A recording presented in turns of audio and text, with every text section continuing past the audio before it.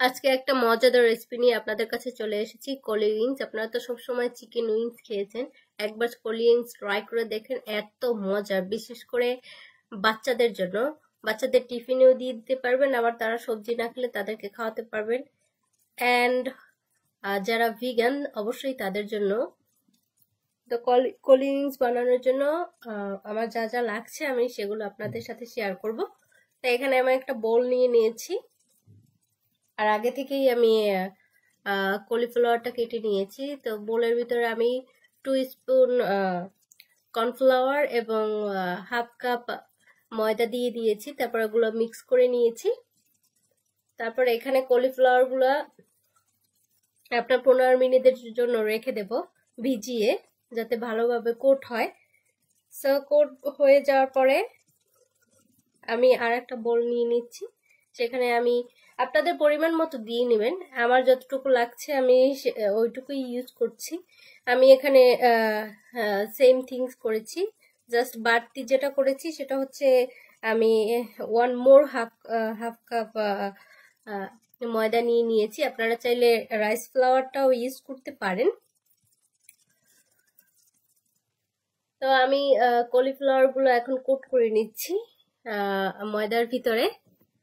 First ময়দার ভিতরে coat করে নিয়েছি, তারপরে পানির স্বচ্ছ পানির ভিতরে একটু ভিজিয়ে রাখি, তারপর অ্যাগেইন আবার কোট করে তারপর ভাজার জন্য রেডি করছি। জাস্ট 2 টাইমস কোট করতে হয়। একবার হচ্ছে কোট করে পানির ভিতর ভিজিয়ে রাখতে হয়, নেক্সট টাইম আবার কোট করে একদম ভেজে ফেললেই হবে। সো আমি আজকে বানাচ্ছি হট কলি উইংস। এটা কোরিয়ান রেসিপি,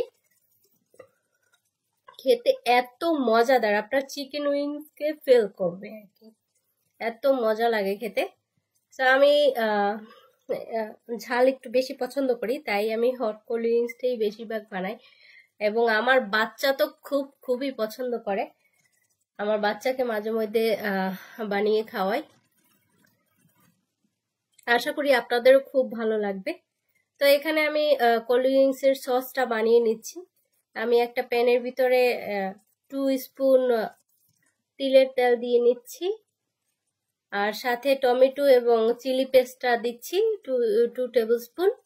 আপনারা চাইলে যারা ঝাল কম খান তারা শুধু টমেটো পেস্টটাই ইউজ করতে পারেন, আর সামান্য চিলি পেস্ট দিতে পারেন।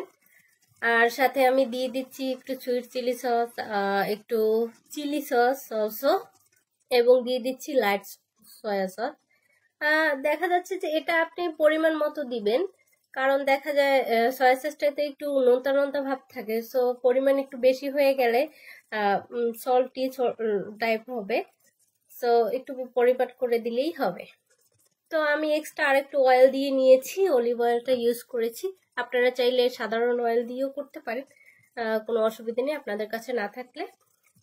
সো এখন আমার সসটা রেডি হয়ে গেছে, এখন জাস্ট আমি মেখে নিলেই আমার কলি উইংস রেডি।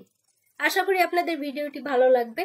ভিডিওটি যদি ভালো লেগে থাকে প্লিজ বেশি বেশি লাইক অ্যান্ড শেয়ার করবেন, অ্যান্ড অবশ্যই আমার চ্যানেলটি সাবস্ক্রাইব করবেন। সবাই ভালো থাকবেন, আল্লাহ হাফেজ।